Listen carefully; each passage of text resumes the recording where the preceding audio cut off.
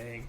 Yo, what it do? SRT gang. It's your boy with the fat SwaggyReacts, and we are back with another reaction video, man. And yo, today, bro, yes, bro, I'm on time today. Mr. BALLEN dropped the video for us, bro. But of course, I gotta go ahead and give you guys this video, bro. Of course, because I know you guys been waiting. Like, you guys deserve it today, bro. Know what I'm saying? Today we're gonna be checking out Entire Village on a drops dead overnight for mature audiences only. So y'all already know what to expect in this joint, bro. If you got a weak stomach, this, and the third, go ahead and exit. But if you don't, sit back, relax, and enjoy the reaction video, man. I ain't even finna hold y'all up, bro. I ain't finna hold y'all up, because, listen, like, y'all already know the like goal, 300, and the subscribe goal, like 100K by the end of this year, bro.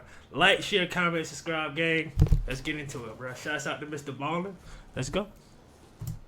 One night in August of 1986, villagers in a... Oh yeah, like, and I know that the green screen isn't up right now. I just didn't feel like doing it. But I know y'all don't, like, really don't care. But I just want to throw that out there. You know what I'm saying? tiny rural town in West Africa heard a loud booming sound coming from outside. Most of the villagers thought this sound was thunder, others had no idea what it was, but the noise seemed insignificant. Little did they know, that sound was actually a death sentence. They just didn't hell know. No. This story sounds like it was sentence. pulled straight out of an apocalypse movie, except it really happened. And the scary part is, it could happen again today. But before we get into that story, if you're a fan of the strange, dark, and mysterious delivered in story format, then you've come to the right place, because that's all we do, and we upload once a week. So, if that's of interest to you, please offer to make the like button a s'more, but instead of chocolate, use mud. Also, please subscribe to our channel and turn on all notifications. Like, what? Like, use mud. So you don't miss any of our weekly uploads. Okay, let's get into today's story. Yo, Mr. BALLEN is savage, bro. He's savage.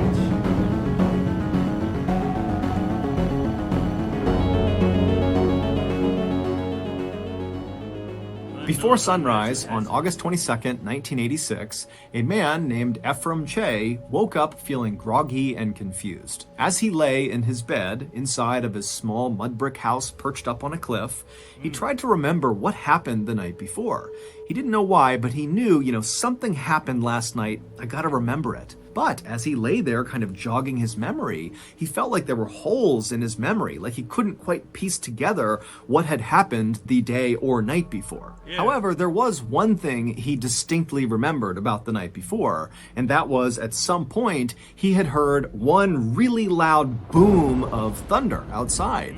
And Ephraim, kind of somewhere in the back of his mind, had thought, oh, it's gonna rain tonight, and maybe when I wake up it'll still be raining. And then Ephraim, no matter how hard he focused, he couldn't really remember how much time passed after hearing that booming sound and then getting in his bed the night before. But at some point, he remembered being in his bed and feeling kind of sick. And that was it. That was his whole memory of the night before. And so that morning, August 22nd, when Ephraim has suddenly woken up feeling confused, he rolled over and he looked out the window right nearby his bed, and he looked outside and he saw the sky was clear and the grass was totally dry. There was no indication that it had rained anytime recently. And so Ephraim is thinking to himself, something is definitely off here, but I just can't get my mind right. And so finally, Ephraim just sits up in his bed, he swings his legs out of his bed onto the ground, he stands up and practically falls over once he's on his feet. But he eventually gets himself back up, kind of steadies himself, and then he thinks, okay, I need to go check on my 4 kids and make sure they're okay. But the second Ephraim began to move in his house, it was like his body didn't obey his mind. Because moments later, instead of checking on his kids, Ephraim had wandered out his front door and was just standing out in front of his house, just kind of staring off into the distance, having no idea why he walked out there. The village where Ephraim lived was called Nios, and Nios is extremely rural. There's no electricity, there's no running water, and there's no paved roads for miles. The village is actually split into 2 parts. There's Upper Nios and Lower Nios. Ephraim lived in Upper Nios, right near this big, beautiful lake called Lake Nios, but the majority of villagers lived in Lower Nios, which was below the lake. So that morning, after Ephraim kind of found himself standing outside of his hut for no reason, he began looking around in hopes that other people would be out and about in Upper Nios, where he lived, so he could go talk to them and try to figure out what was wrong with him or, what was going on generally. But as he scanned around Upper Nios, he saw there was not another soul anywhere. He was it. He was the only person walking around. So, without giving it much thought, Ephraim decided he would just start walking down towards Lower. So I wonder what the population was there. Know what I'm saying? Cause, obviously he only said like this guy's name, but I wonder how many people was supposed to be there. Know what I'm saying? Like, it'd be nice to know that. Nios to try to talk to someone down there. And so he left his hut and he began walking down the hill that would take him to Lower Nios. After Ephraim got about halfway down this hill, right when he was near Lake Nios, he stopped because suddenly he became totally aware of the fact that the world was totally silent. Normally, the baboons in the nearby forest would be barking and insects would be humming and birds would be chirping, but now it was just completely, totally silent. Even the mosquitoes that were a totally annoying constant in Ephraim's life were gone. It was like the entire world had just shut down. And look, what the hell is did going you on know over here? there What was the a hell is going government-funded on, bro? education grant that could? And as Ephraim is looking around, wondering what is going on here, he hears off to his right, over near the lake, a woman shrieking at the top of her lungs. And so Ephraim whipped his head in the direction the screams were coming from, and he saw there was this woman about 100 feet away. She was a local, and she was looking right at Ephraim, and she was barely dressed, and she was ripping the rest of her clothes off, and she was just screaming. And so, acting on instinct, Ephraim immediately turned and just started running towards this woman.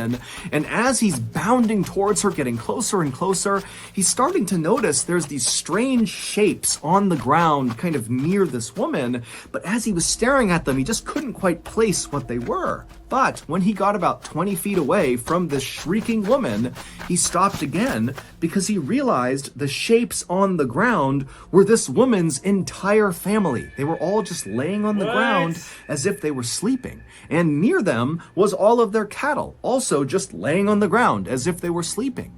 But as Ephraim stared at each of these people and each of these animals on the ground, he saw there was some blood around their noses and their mouths, and he realized no person who's sleeping would be that still. Yo, what the heck? Yo, what is going on? What are those?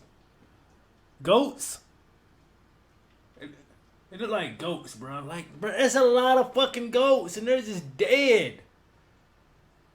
Yo, what is going on, bro? People are all dead. These animals are all dead. And so standing there, Ephraim turned his attention from the bodies back to this woman who had dropped to her knees, and she was grabbing her father's arm and yanking on it and screaming for him to please wake up. But Ephraim could tell there was nothing she could do. Everyone was gone. And Ephraim knew somewhere deep down that, he's supposed to go over and help this woman or console her. Right. But suddenly this wave of fear came over him. The combination of having no idea what's going on, his mind really wasn't working still, and now seeing all these dead people, it was like he just couldn't handle it. And so even though he felt terrible about this, Ephraim took one last look at this very distraught woman and her deceased family, and he turned and he ran away. And when he got back to the main trail, he continued downhill in the direction of Lower Nios. Goats. Yo. Like all of you, I spend virtually all of my time daydreaming. Here we go. About climbing onto the back of a wild stallion and galloping down a deserted highway into an abandoned city full of zombies that I need to fight off using my wide array of strange DIY weapons. Bro, I know this man do not have a chainsaw connected to it. This guy is crazy. Yo, what is wrong with this man, bro? Zombies that I need to fight off using my wide array of strange DIY weaponry. Well, dream no more, because today we can kill zombies for real, digitally, with Doomsday Last Survivors. And before I show you this gem of a game, I ain't gonna lie, bro. Mr. Ballin has the best intros and shit when it comes to promos and just bro. He's the best, bro. Like, he's the best, bro.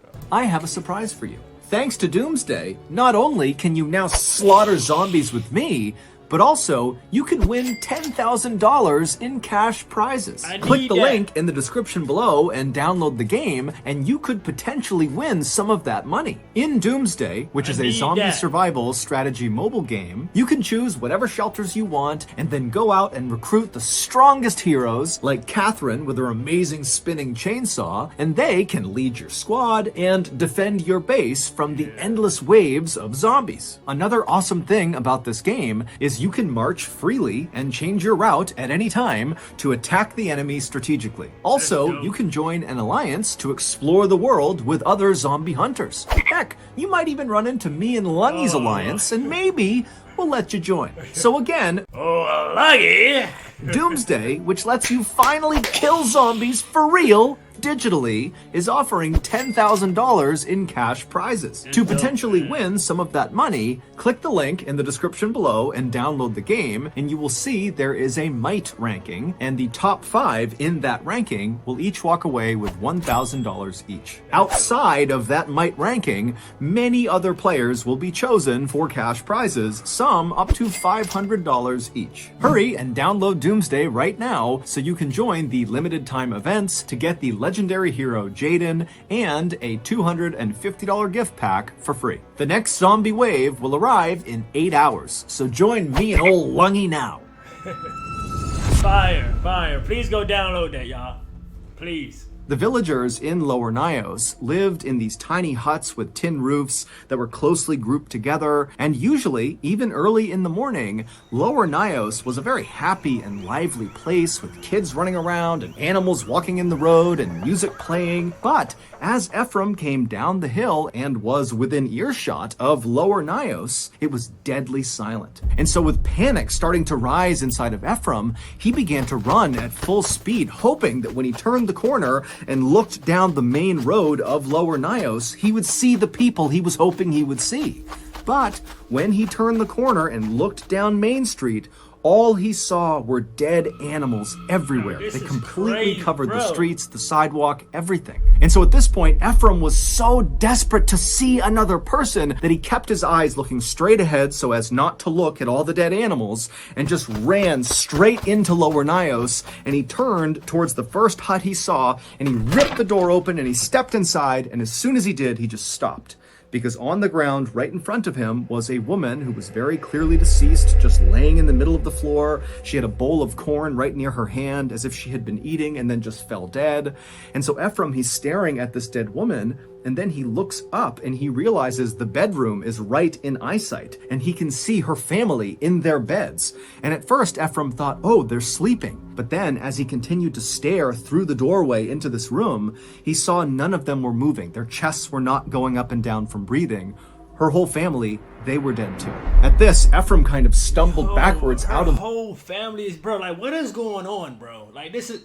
Like, the whole, damn near, again, the whole village is probably damn near dead at this point. All the animals are dead. Like, and then people are dropping left and right. Like, as soon as he pull up, you know, like, I'm like, get to somewhere, there's dead bodies there. Like, what is going, this is crazy, bro.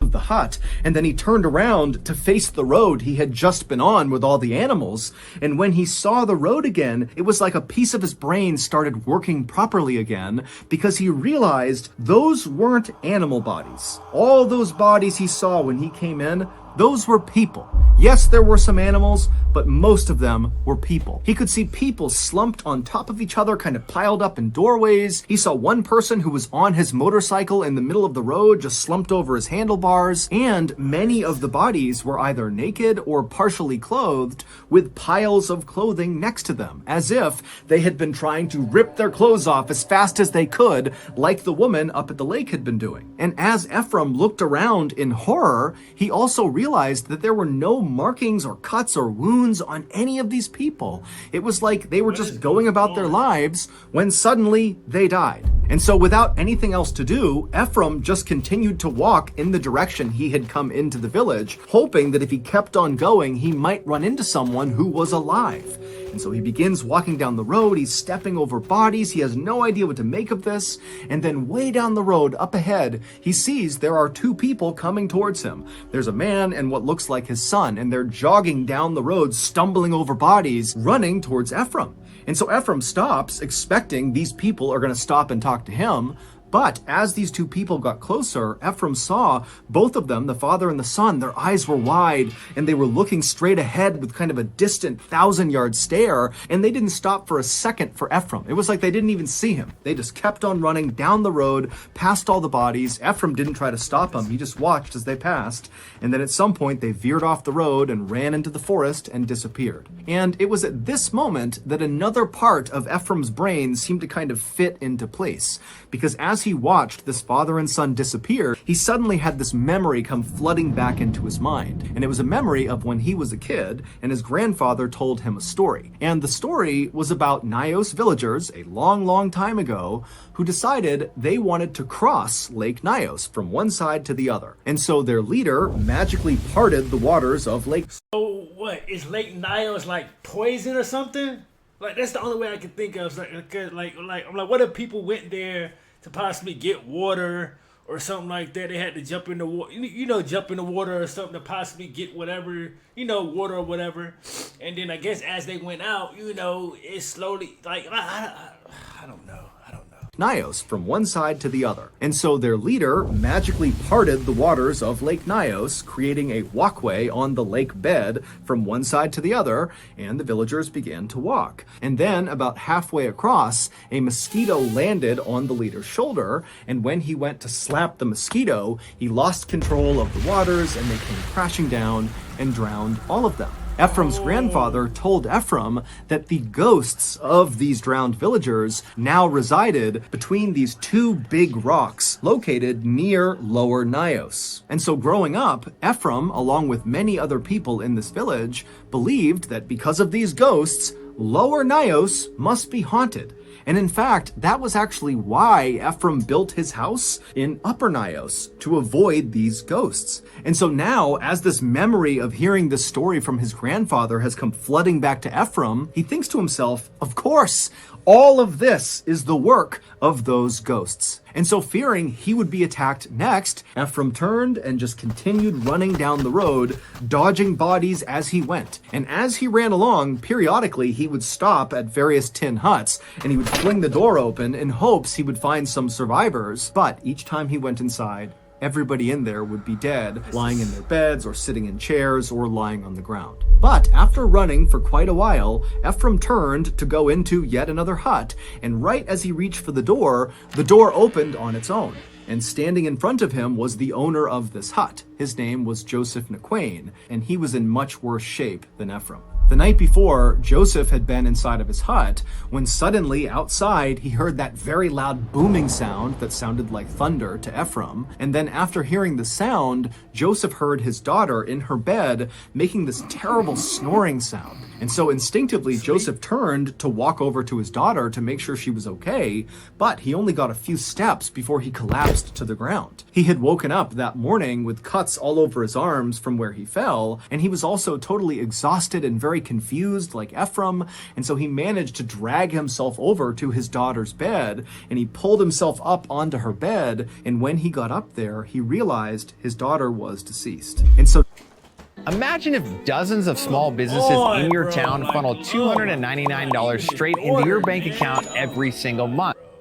Oh my God. So now Joseph has opened the door and he's looking out, and there's all these dead people everywhere, and Ephraim is looking back at him, and Joseph just can't process anything. He's just standing there in a total daze, and Ephraim, he wanted to say something, but no words could come out. And so he too just stood there looking at Joseph, and the two men just stood there right on the threshold of this hut, staring at each other, saying nothing for several minutes, until finally they both just extended their hands and shook silently, and then Ephraim turned around and ran back into the road. And so Joseph at first followed Ephraim kind of out of instinct, but very quickly he veered off from Ephraim, and Joseph went into his neighbor's hut to see if they were okay. But when he opened the door and went inside, he saw all of his neighbors were deceased. But Joseph, he barely... Everybody in this village is dead, bro. Everybody damn near, bro. These are literally the only people that's...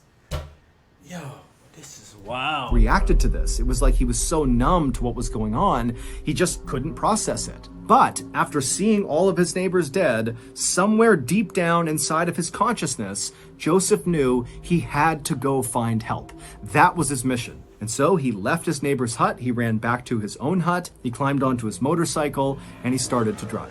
It took Joseph a long time to drive to the next closest village, but when he got there, there were people, and they were all alive. And so Joseph tried to tell them what had happened in his village, but Joseph just had such a hard time putting his thoughts together that his sentences just didn't make sense. He was kind of incoherent. Yeah. And then when he did make sense, the things he was talking about, an entire village just suddenly dying, sounded crazy. Right. And so nobody at this other village took Joseph seriously. And so that day, nobody from this other village went to Nios to see what was going on. But the next day, people from this other village did go to Nios. And when they got there, it was exactly as Joseph had said. The whole village was dead. And as authorities would soon find out, it was not just Nios that was affected by this tragic event. Several villages not far from Nios had also suffered mass casualty events on the morning of August 22nd, 1986. And soon, news of these strange mass death events in West Africa were making the news all over the world. And so on August 25th, 3 days after this terrible event, an American scientist named Joseph Devine turned on his TV and saw the news coming out of West Africa. The newscasters were totally baffled about how this could have happened, and no one can figure out what killed these people. And Devine is just staring at his TV in shock, and then he turns, runs to his phone, and he calls his contact at the US government and told them, "You gotta send me to Nios." And because his contact knew Devine's background, he immediately said, "Yes, I'll get you on a flight as soon as we can." Devine and his scientific partner, Haraldur Sigurdsson, arrived in Nios 2 days later on August 27th. When they got there, they saw the military was burying the dead in these huge mass graves, and looking on were the few survivors of this event, like Joseph and Ephraim. Along with Ephraim's family, they also survived, as well as other villagers who had come to see what happened. And so as Devine and Sigurdsson kind of maneuver their way through this crowd of very solemn people, they heard them talking about what they thought happened to all these people. And the theories ranged from secret governmental experiments to invisible superweapons to even atomic explosions. Others, like Ephraim, believed this was paranormal, that those ghosts from the drowned villagers had attacked the village. But Devine and Sigurdsson were reasonably sure that none of those theories were correct. Yeah, I was about to say, ain't no way that's... Nah, bro. Ghosts just magically they just magically... Nah, bro. Nah, bro.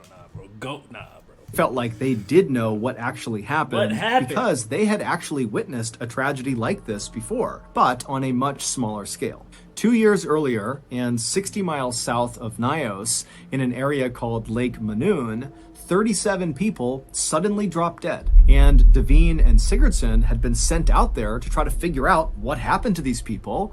And after lots of experimentation, they came up with a theory that explained what happened. And they called it Unnatural Hazard. They tried to warn people in the area that this could happen again. And in fact, Sigurdsson had written an entire scientific paper about this theory and submitted it to a prestigious science journal. But nobody took Devine or Sigurdsson seriously. What they were proposing sounded made up. It sounded preposterous. But now, in Nios, it looked very much like their unknown, unnatural hazard had happened again. Devine and Sigurdsson would leave the group of people watching this mass burying take place, and they would make their way up the hill to Lake Nios, where they would immediately get to work taking water samples from deep inside the lake. And after capping these samples, the lids began popping off. And that was the moment that Devine and Sigurdsson knew their unknown, unnatural hazard theory had to be correct. Lake Nios is not your typical lake. It is a crater lake, which means it sits inside of a volcanic crater, which is a big, deep, bowl-like pit that was formed from a past volcanic explosion. And because of this volcanic activity, there is carbon dioxide in Lake Nios. A lot of carbon dioxide. See, bro, I literally just said this at the beginning, right? I told y'all people probably went to that place, bro, got water, this, that, and the third, but it was probably poison or something. They drunk it or whatever, bro, or just, Like, and they all died, bro. I literally just said that, bro. Like, this is crazy. Is bro. carbon dioxide in Lake Nyos. A lot of carbon dioxide. Carbon dioxide, or CO2 for short, is an odorless, invisible gas that we actually breathe out when we exhale. Now, if you inhale a little bit of CO2, that won't hurt you. If you inhale a little bit more, like a medium amount of CO2, you could feel dizzy and nauseous. Your skin will start to feel like it's on fire. You'll have rapid breathing. It'll be horrible, but you'll most likely survive if you stop breathing CO2. And if you breathe in a ton of CO2, it's over. You're dead. Exactly. The CO2 in Lake Nyos had been trapped at the bottom of the lake for as long as anyone knew. But on the night of August 21st, 1986, something happened that caused that trapped gas to be released. Now remember, on that night, August 21st, Ephraim recalled hearing what he thought was thunder outside, and also Joseph would recall hearing a loud booming sound that night. Now, we don't know exactly what that sound was, but it's safe to say that that noise, whatever it was connected to releasing the gas. Maybe it was the sound of a rock slide and big rocks plummeted into the lake and hit the lake bottom and freed the gas that way. Or maybe it was just an actual volcanic eruption inside of the lake. Whatever it was, when the CO2 was freed, it bubbled to the top like it bubbled and popped off the lids of their sample tubes, and when it reached the top of the water, it kind of formed a cloud above the lake. Now, we can't see the cloud, but you can imagine a big cloud, and then this toxic CO2 cloud kind of rolled its way down the hill towards Lower Nyos and other villages in the area. And when this big toxic cloud began coming in contact with people, with animals, and insects, virtually all of them died. As for the few who survived... Yo. All I know is, y'all, like, bro, thank God I live in America. Because, bro, like in these small little countries, this, that, and the third, bro, these little, well, not countries, but, you know, islands, you know, like Africa and all that shit, bro, like, yo, it's really dangerous out there, bro, because, like, bro, it's things out there that happen, and we can't, I mean, some of the people don't have no control over, bro, no control over, and it's like, bro, like, it's just, rest in peace to everyone who passed away. Like the animals, this is crazy, bro. Like, this is, like, come on, man. And when this big toxic cloud began coming in contact with people, with animals, and insects, virtually all of them died. As for the few who survived, like Ephraim and his family and Joseph, they were left feeling horribly confused, disoriented, nauseous, totally dizzy from CO2 poisoning. But when they finally were able to get away from Nyos and breathe fresh air, the effects of CO2 poisoning wore off and they were okay. This deadly CO2 phenomenon was exactly what happened on a much smaller scale 2 years earlier at Lake Manoon. It was the unknown unnatural hazard that Devine and Sigurdsson had tried to warn people about. The official death toll of the Lake Nyos disaster was more than 1,700 people and more than 3,500 livestock. God, yo, come on, bro. 1,700 people, right? And what? Hold up. More than 1,700 people and more than 3,500 livestock. 3,500 livestock, bro. That's, oh my God. That's like 5,000 people, like, total. Although exact numbers will likely never be known. Today, people have moved back into Upper and Lower Nyos, including Ephraim, despite the fact that authorities have said that lake is still very dangerous and another unknown unnatural hazard, aka a CO2 disaster, could absolutely happen again. Man, but then again, okay, bro. But then again, y'all gotta understand, these are people that literally live there their entire life. They don't have nowhere else to go. They don't have nowhere else to go, so it's kind of like, bro, like, what? They don't have no choice but to live here. Know what I'm saying? Because this is literally all they know. Know what I'm saying? So it's like, bro, like you can't really just up and leave whenever you want to. I mean, I know you really, really want to, but sometimes you can't. You literally stuck there because, oh, man, bro. This is, oh, man. Is this it? So that's going to do Yeah, that'll do it, bro. What the freak, bro? This is another banger, bro. This is ridiculous, bro. Like, rest in peace to all the animals and the people who lost their lives, bro. This is terrible. This is like tragic right here, bro. I wouldn't want this to happen to anybody in life, bro. Especially just with gases and stuff just floating around. There's literally nothing you can do to escape it, bro. Like, it's crazy, man. But like shouts out to Mr. Ballin, man. Another banger as usual, bro.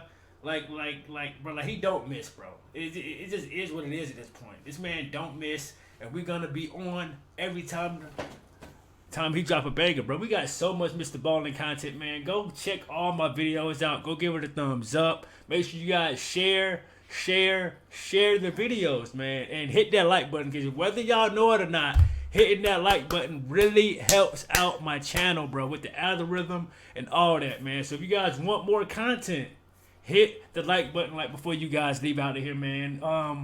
And like, make sure you guys are tuned in when I drop some more bangers, because y'all know it's coming, bro. Y'all know it's coming. I got y'all, man. And SRT gang, I am out this thing, man. Let's get it.